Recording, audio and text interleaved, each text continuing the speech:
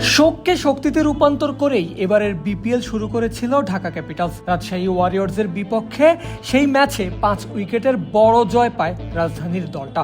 মাত্র 5 রানেই সেদিন ওপেনার সাইফ হাসান ফিরে গেলেও ঢাকার ব্যাটিংয়ে ঢাল হয়ে দাঁড়িয়েছিলেন তিনে নামা আব্দুল্লাহ আল মামুন। লক্ষ্য বিবেচনায় দারুণ দায়িত্বশীল একটি ইনিংস খেলেন তিনি, করেন 39 বলে 45 রান। শুধু তাই নয়, ওই ম্যাচে ঢাকার ব্যাটারদের মধ্যে সেটাই ছিল সর্বোচ্চ রানের ইনিংস, অর্থাৎ সেদিন মামুনই ছিলেন ঢাকার সেরা ব্যাটার। কিন্তু প্রশ্ন হলো, ঢাকা ক্যাপিটালসও কি সেটা মনে করেছে? উত্তরটা স্পষ্ট হয়ে যায় দ্বিতীয় ম্যাচের একাদশ দেখলেই। সিলেট টাইটান্সের বিপক্ষে মাঠে নামার আগে একাদশ ঘোষণা হতেই চোখ কপালে ওঠার মতো অবস্থা।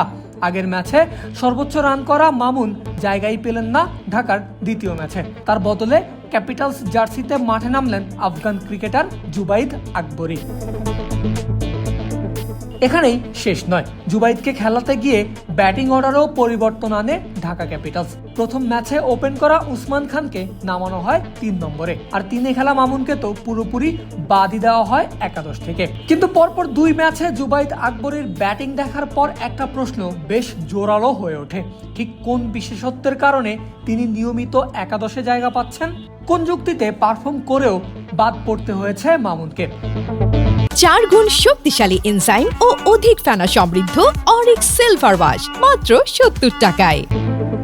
সিলেট টাইটান্সের বিপক্ষে জুবাইদ আকবরীর ইনিংস থামে 5 বলে 1 রানে বোল্ড হয়ে। নিজের দ্বিতীয় ম্যাচে চট্টগ্রাম রয়্যালসের বিপক্ষে করেন 12 বলে মাত্র 2 রান। অর্থাৎ মামুনকে বাদ দিয়ে খেলানো ঢাকার এই টপ অর্ডার ব্যাটারের বিপিএল পারফরমেন্স 2টি ম্যাচ মিলিয়ে কার্যত শূন্যের কাছাকাছি। যুক্তি আসতেই পারে, 2 ম্যাচ দিয়ে কাউকে বিচার করা উচিত নয়। জুবাইদের আগের পারফরমেন্সও তার পক্ষে কথা বলে না। বিপিএল এর আগে খেলা তার সর্বশেষ 4টা ইনিংসে সর্বোচ্চ রান ছিল মাত্র 5। আন্তর্জাতিক ক্রিকেটে আফগানিস্তানের হয়ে তার অভিজ্ঞতাও খুবই সীমিত। খেলেছেন মাত্র 4টা ম্যাচ, সেটাও এমন সময়ে যখন আফগানিস্তান এক প্রকার বি দলই খেলতে মাঠে নামিয়েছে। সেখানে আকবরীর মোট রান 12, স্ট্রাইক রেট মাত্র 70। আন্তর্জাতিক বাদ দিয়ে শুধু টি-20 ক্যারিয়ার ধরলেও চিত্রটা একদমই উজ্জ্বল নয়। 46 ম্যাচে আকবরীর স্ট্রাইক রেট 119, গড় মাত্র 23। এর বিপরীতে আব্দুল্লাহ আল মামুন একজন স্থানীয় অলরাউন্ডার। ব্যাটিংয়ের পাশাপাশি বাঁ হাতে মিডিয়াম পেস বোলিংও করতে পারেন তিনি। ঢাকার হয়ে প্রথম ম্যাচে মাঠে নেমেছেন, এরপর পারফরমেন্সও করেছেন, কিন্তু কোনো স্পষ্ট কারণ ছাড়াই টানা 2 ম্যাচ ধরে ঢাকা তাকে বসিয়ে রেখেছে বেঞ্চে। তবে বাস্তবতার হিসাবে এর একটাই কারণ সামনে আসে, জুবাইদ আকবরীর জন্য জায়গা করতেই একাদশের সুযোগ পাচ্ছেন না মামুন। শুধুমাত্র আকবরীতেই থেমে নেই ঢাকা ক্যাপিটালসের একাদশ সাজানো নিয়ে ওঠা প্রশ্ন।